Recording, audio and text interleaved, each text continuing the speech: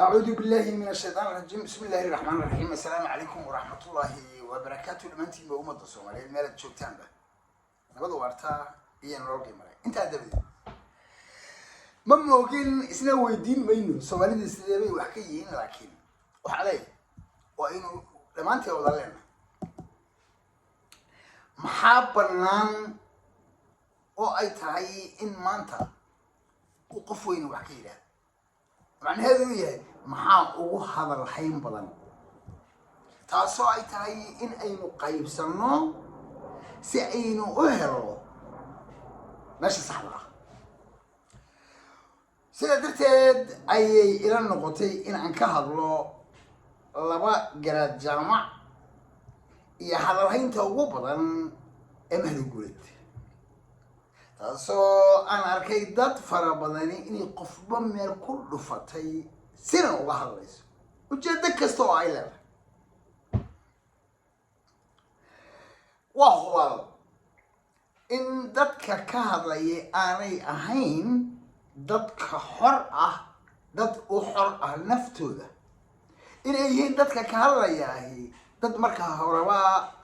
u addoonsan wax aanay garanaynin oo aanay si fiican qordhoodu isu ogeyn oo macnaheedu u yahay qofku marka uu arrinka hadlayo horta koow waa inuu aqoon u leeyahay meesha ay ka soo bilaabatay meesha ay soo martay meesha ay taagan tahay oo ah arrinka uu ka hadlayo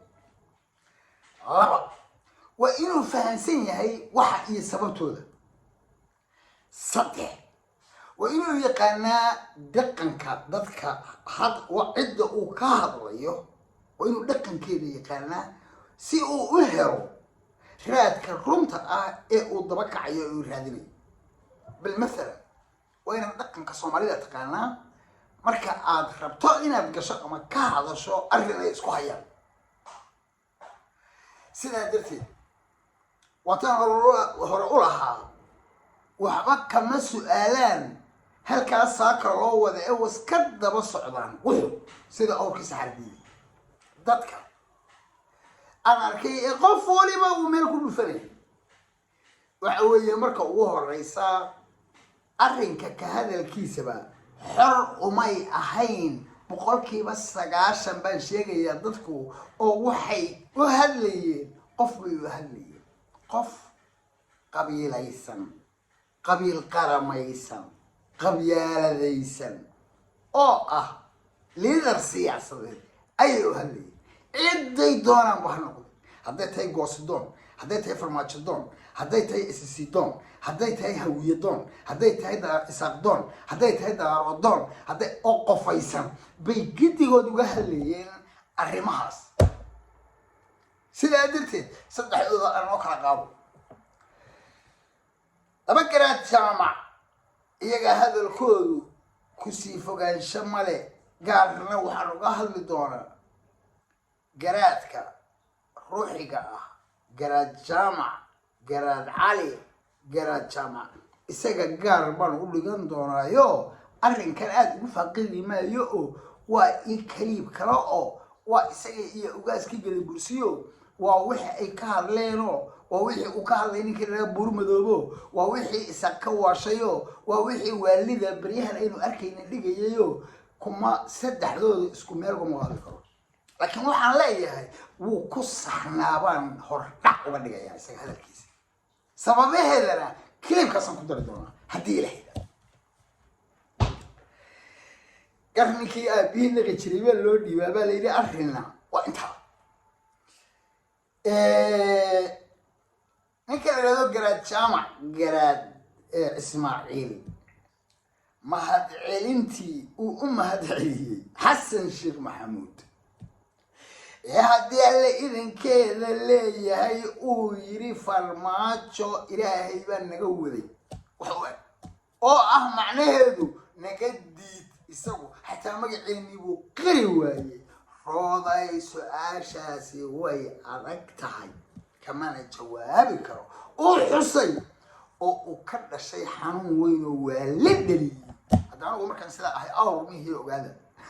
idinma rarni xor baanahay qof ibni aadan ahoo ilaahay siduu u uumayahoon najraana haddaad adigu farmaajo u raran tahay haddaad xasan sheekh maxamed u raran tahay haddaad bele kale u raran tahay balaayaad u raran tahay adiguna isma ogid xor miihidoo addoon baa tahay ismana ogid qabyaalad baa ku addoonsatay qof baa ku addoonsaday addoon dhalay baa tahay haddii lagu yeeraado waad diidaysaa laakiin inaad dib isu dhadhamisaa fiicnaan lahayd haddii qofku uu gar seego wuu xikmad seegay haddii uu xikmad seegana wuu dadnimo seegay sidaa darteed adigu intaadan bal hebel kale u cararin iyo xabaar siyaasadeed horta adigu dib iskugu noqo oo bal marka horeto qof xero noqo oo waxa aragti run ah ka qaadan kara oo indhihiisu waxay u jeedaan maskaxdiisa ay u dhaadhacayaan dabeetana sheeli kara miidna ka soo saari kara markaas keliya ka soo saari karta laakiin haddaad gebigaaguba qof kale u raran tahay oo meel kale u jeedo dee arrinkan waxaad uga hadashahay waa khalad weeye ma heli kartid nuxurka arrinkaad ka hadlayso garaadku marka hore waa inaan markaan diidayno ee aan leenahay aan ka xanuunsanayna kelmadiisii waa in aan u meel weynaa waa in aan inkaradana raxda waa in anagoo karu sheegayna waa in aan weel kale u samayn karno markii uu farmaajo lahaa rooday arrintani su-aashaadu way adag tahay kamana jawaab karo ma yire ma samadhi adigu marka haddaad noqoto addoon dhalay raba inuu u inkiro de maangar maaha waa lagula yaabayaa wuu yiri khalad bay ahayd waynu isku qabsanay anigu waxaan isaga dooday waad ogeyd farmaajo wixii lagu dhaariyey ee kitaabka jaamaca aad u martay ee midnimada ummadda soomaali ahayd ee ay SSC ka mid ahayd ee ay ka mid ahayd waad seegtay waxaadna noqotay oo aad kelmadaasi ay ka dhigan tahay danaysi gaar ah danayste adigoo oo qudaraynaya xildhibaanada dir waqooyi ayaadna sidaa u tiri kaamaynaan geyin dalku kaama geyin dadku kaama geyin diintu kaama geyin dhaqanka siyaasadeedna kaama geyin waana mid keligaa ah wax noo qaadmo oo cunanmo ama aynu kaa filaynana ma aha laakiin ragow barasho geelow rasho waanigi lahaa sidii baan xawa sidaasaana laga rabaa inaad cuncan kugu dhaco codiyaha maaragtay dib aad isxogto looma baahnay inuu halseegay inay khalad ahayd inuu danaysanayay in siyaasiga Soomaaliyeed caqligiisii uu qayb ka ahaa intaas u baahday laga bay waa qof isagu dal ma dawladna ma diinna ma dhaqanna ma waa farmaajo waa nin siyaasi wuxuu eegayeen uu raggii galiyana waynu naqana oo mahdiga guuleedka aan ka hadlo doono hadhow ayaa ka mid ah raggii badda waxa uu akhriyay isagoo iska garan waay sidaa darteed garaadku liid buu ahaan lahaa nacas buu ahaan lahaa raganimo ma yeesheen waxa abaal daranna wuxuu ka dhigi lahaa beesha SSC beelaha SSC dega isagoo ugu madaxa weyn yahay dhulbaanta yahay dhulbaantuu ka dhigi lahaa dad gun ah iyo daaroodba oo aan abaal ahayn oo doqmo ah xasan sheekh maxamuud sidii uu u hakraday SSC hadduu ku sii wadi lahaa oo aan leeyahay badan ku celceliyey wuu karay hebelaa ku qasbay iyo hebelayaa ku qabsatay iyo isaga warkiyaa ku qasbay iyo xaliimaa ku qasabtay iyo haddii wax la qasbaya annagaa ku qasabnayo waajibkiisa iyadoo waa run laakiin annaga yahay dadkii qaylinayay anagu ugu horreyn gabayada ka tirinay Soomaaliya inay kala go'do gobolba meel aado ninka garab ku taageerayo gaasir baa tahay dawli ceel ku gaabtaad wadaan geel u horateen gabay dheer waniga ka tirinayay kaliibkan ku dhawaystay sidaa darteed warwaad ka gar daran tahay warwaad qaldan tahay war midnimadii lagu dhaariyay baad seegan tahay war dadka Soomaaliyeed la qaxiyay wariyaydan cunaysa caruurta iyo dumarka reer laascaanood war maxaa wixii iga dhacay waltada weey annaga kaliya oranaya annaga oo Soomaali ah ayaa garab istaagnay SSC ninkanina anagu waa madaxweyne sidoo doona waxa ku noqday qaab darradu doona ha yeeshee hadduu waajibkiisa ka soo baxana waynu mahad celinayna hadduu ka gaabiyana waynu ku nacladayna waxaan leenahay wadna khiyaantay yaa khaa'in alwadan sidaa darteed meesha wuu buuxiyey farmaajona wuu buuxin waayey haddii garaadku uu yiri garaadku ma gafine dadku horta waxaa la rabaa marka hore inay xor ahaadaan dhaqanka yaqaanaan raganimada yaqaanaan muxuu ahaa dilay ku roon yahay hogaaminta dhaqan oo inay yaqaanaan iyo saldanadaha iyo waxa laga rabo bariid qodob yeelanaya la cuskan kara macna yeelan kara sax uu ku aasay darteed isagana garaadka halkaas aan ugu gudbay labada garaad halkaas aan ugu gudbay waxaan u soo galay ninka reerada guuleed marka waxa leeyahay horta xataa waxa leeyahay qorqolada farmaajo cunka iska daayay ileen idinku inaad ku celisaan bay ahay inaad ku celisaan farmaajo bay markii ahayd haddaad kari weydeen garaadku wax jiro kaado xasan sheekh maxamuudna inuu arrinkaa uga mahad celiyo halkii la marayay dib u xasuusta marka xataa waxay igu qosol badneed qole SCC oo haddii laydankeeda leeyahay farmaajona taageersan qadiyadii SCC iyo midnimada ummadda Soomaaliyeed taageersan arrinkiina uu hor yaallo xasan sheekh maxamuud wuxuu yiri ay hor taalo wix intay isku laaqmeen bay waxay noqdeen baabuur motorka ku dhuftay oo oryadii iyo biyihii isku daray markaas ay wagagash qaar oo xilxinay waalidii ma ku dheeyo ka qayb noqdayo habeenkii waxaan isku wanaagay Twitter space-ka markaasaan maraan qoslo iyo maraan caqli celiyo halkaasaan inta badan ka howlgalay inaan war bal ka hadii sidaa waa kuwii aniga tolkay yahaana habeenkaas waxay wada noqdeen wada SCC waa kuwa shirka soo horjeeda dadku marka la leeyahay waa adoon Soomaaliyeed gidigood ismana oga adoontu Soomaalidu maanta waa adoon yay adoon u yihiin adoon macasa oo liita oo siyaasi sheeganaya oo danaysta ah 40,000 ee aan idin sheegay labana haysato labana sugayso حسن فما تشافور يا حسن وكسود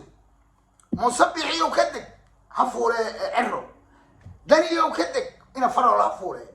ادري والله ما بدك كرسي لا سكر راسن دنيا وكدك كوار راسن انا عيسى محمود هفور وهبل قرع راسن دق ما ايو والدنيا انا قرع راسن حسن شيخ محمود ودك قرع راسن دق ما ايو قرع راسن marka waa laban haysata iyo laba laga sugaysa kuwaas aan la kala raacsan sida arigii ugu kala xareysan adoon baynu naweynaan isugu adduunyada waxa ugu xun adoon waa adoonnimadu ma aha in murqaha laga xiro oo geed lagu xiro ama qol lagu xiro adoonnimadu marka maskaxda laga xiro baad ugu adoonnimo badan waana tan meeshaas aan dhigtay su'aasha ka keenay ee ahay war dadku uu kufa kubka laga jaba waa laga kabtaa oo laga kacaa maxaa keen helay su'aasha weyn si wajida batara aad noqoto qof aadi kara wadada ku oo awr leexinayo oo hoggaan la aadan noqon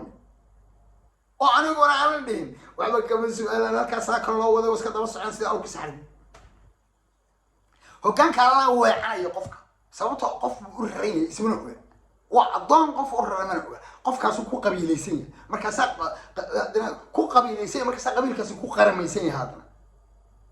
markaas cidlo markaas wixii danta cidla ka yaala ama uu sageey waa halkay la lahayo Rwanda u kacdayo Liberia u kacdayo hadii la koro Sierra Leone u kacdayo Ethiopia u kacdayo anaguna halkii u naalo adoonkaasaan adoon ma kaco halkiisaas u oolay adoon markaa ka xirano si un buu ku kacaa laakiin kala maskaxda ka xirano waligeed ma kaco waana Soomaalida hadda adoon wada adoon in yar ilaa ugu yaraan garta iyo sida ay wax yihiin hal sheegeeda sidii kala xataa ka xiro intaas ay wadaan ama uqdadu dhimo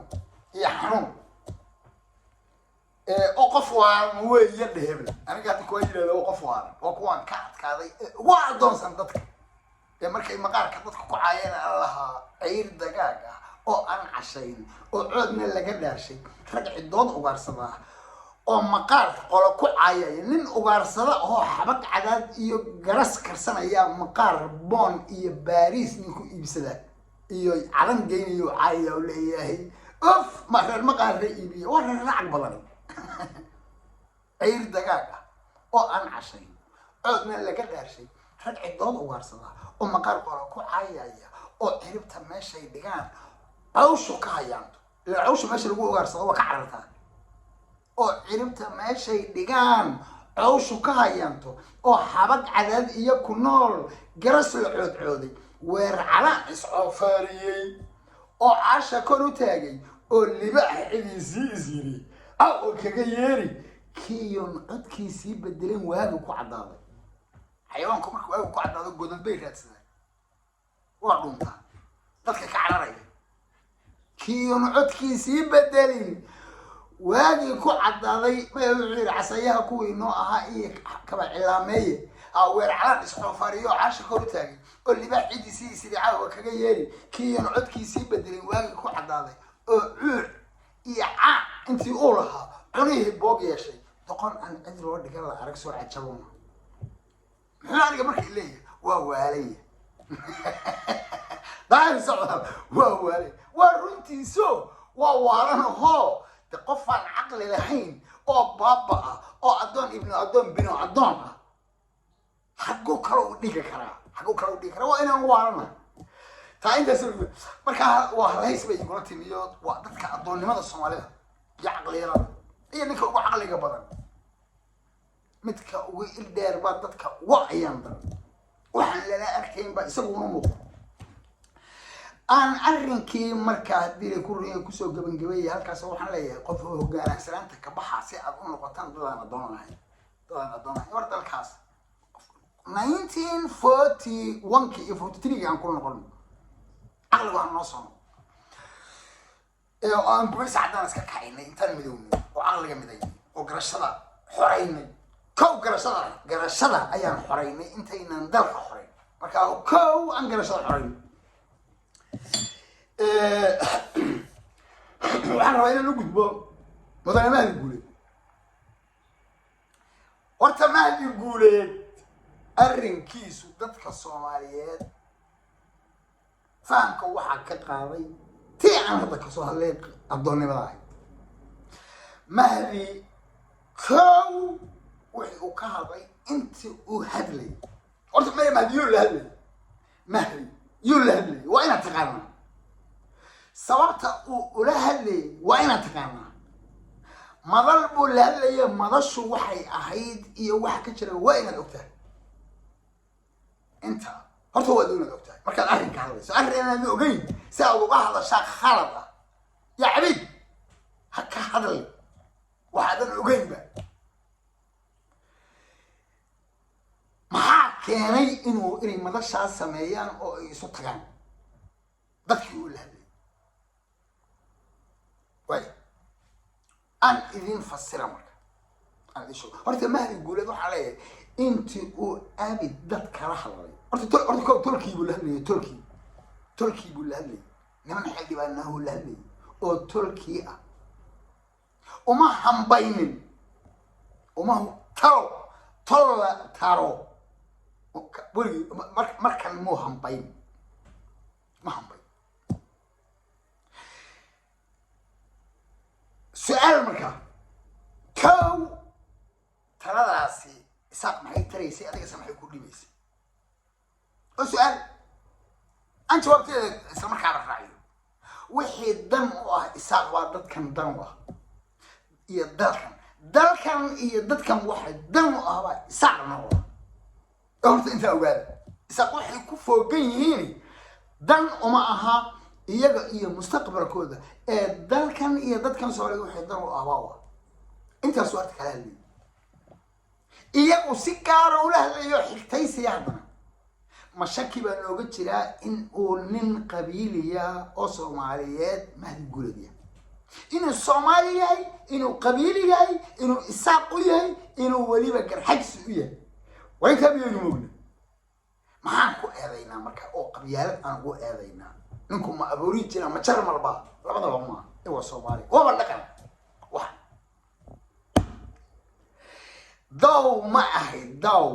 ahayd arrinkii uu isaaq kala hadlayay isaaq buu la hadlayay Soomaali ilaa lama hadlayay wuxuu la hadlayay xildhibaanada isaaq daw ma ahayd ma ahayd wacyiga maanta isaaq ku jira isaaq wax ma ka ogtahay intaasay ku dhex jirtaa هذا الكيسو وحس وجري تصالين marka laga reebo inta yar fanka ah isaaq iska leeyahay dalka baa anaga xoreyni dhiig anaga oo horay anaga balaahan jiray anaga gobonimada keenay anaga midnimada keenay waxaasi waa iska dhaqan isaaq wax lagu yaabo ma isaaq baa iska arrinkaas waa arrin lagu yaabo ma waxaad ku taqaan qof duray ku dhacay qof axmiyad kula yaabaysa iyo siin dadka isaaq lagama yaabo fanka anaga ahayn anaga keenay anaga gobonimada keenay anaga dadka midaynay anaga dhiig u shubnay anaga mujaahidiin ahayn anaga lagama yaabo waa dhaqan inta kale maxay tahay inta kale waxay tahay tus horta nimanku maxay ahaayeen meesha maxay xildhibaanadu qolka u samaysteen waxay u samaysteen laba shay shayga koowaad wuxuu ahaa in ay mooshin keenaan oo arrintii markay jabeen السلسلة قنصري حسب ما أفكيس أي كتير وصار نقضي فرلية إن أي قوستي كل عليه وحنا جسير برع كلا عيدا كيسة يوحي قاتش عدي يو كلا عي سليمان يكون ضاتي لودله نبكي تاجنا يا قنصري أرين كيس كي مدن وحيد هذا مكان موشي كلام قنصري ويواي كمان اللي كان هو بالدلة يا حسب محمود نحل بان دلسته كلكي سورة دي بحسوستا أنا أقول وأنا يقول والله إذا نوراني وأنا يوسف شيء كي واجي كي أورها كسوق قريه ماشى والله هرجسين ويتين waxay go'aansadeen waxay ka shirayeen oo ay go'aansanayeen inay wada baxaan oo ay hargeysa ka tagaan si taay wax ugu dhibi karaan oo ay yiraahdaan anagu waynu kuma jiro meeshii waan ka baxay intaas ay wada taasoo anigu aan habba ku ahay wax ay ka bedeli karaan waxay ku bedeli karaan taasna waxay bedelaysan ay jirto maadi guuleedeen nimanka taasoo kala hadlay walaha warlaab la kaca aan waxba noqon doono horta ka joogo kelmadda afka kuma dhufan hargeysa tagina laakiin waxa inaad ogtahay waxa nimanku qolka iyo sooysay wax ka wada hadlay arrinkaasoo uga dari lahaa boorta kala hadlay laba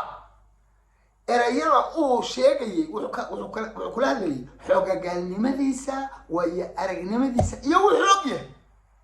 badan siyaasadda ku soo jiray meeshan joogay ra'iisul wasaare ku xigeen ahaa waxa jiru ogyahay hadda waxa taagan buu ogyahay sida darteed wuu tusaaleynay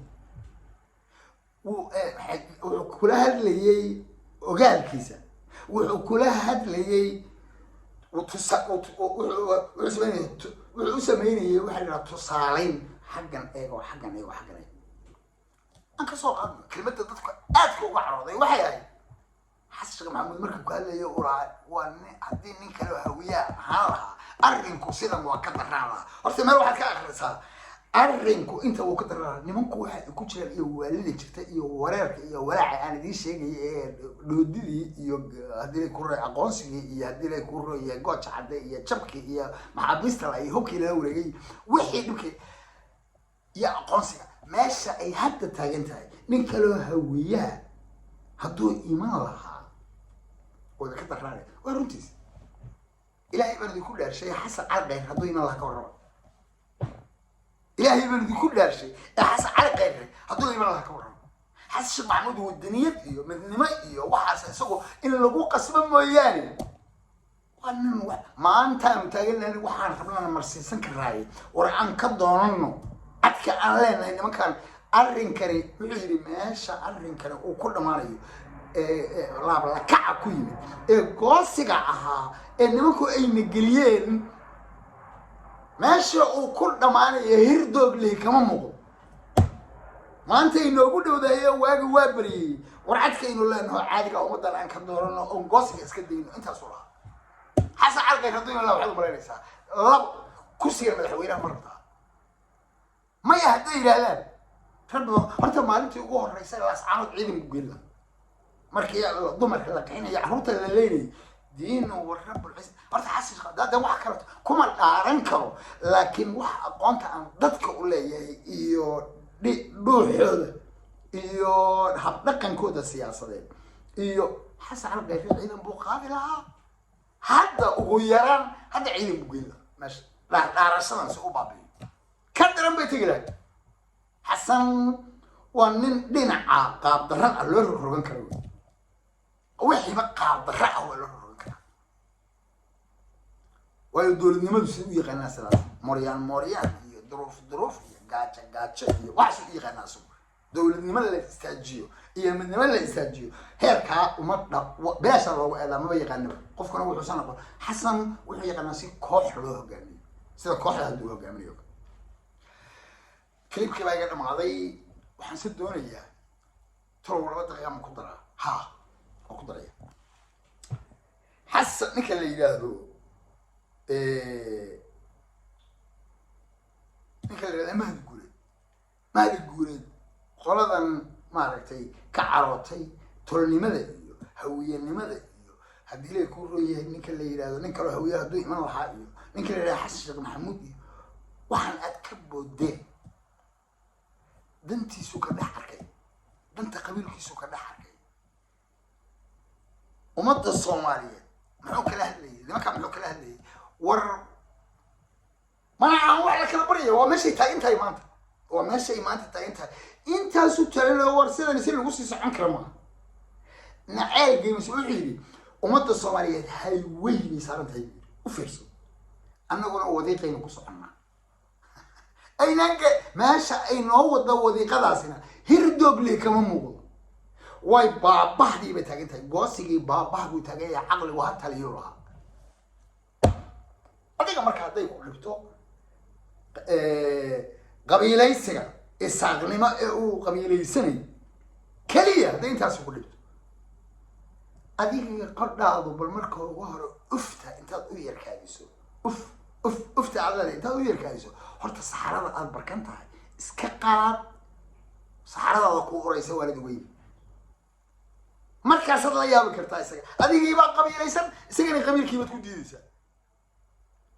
wuxuu yiri dagaalka hal la joojiyo oo laas caarood iyo dagaalka lagu wada hal la joojiyo waa sax weey midnimada aan ka qayb qaadanno sax weey xasan sheekh maxamuud waninka noogu jiracsan waa runtiis xasan cali qayb raadooy ma laha walahan deldeesha la socoteen wanin hawiye ila cid kale oo rajada meesha ma joogina ma 15 ninkii lahaa halkii socod ku jiro oo ahaa ninkii la jiray adraan ashkuro miyuu sheegaya maya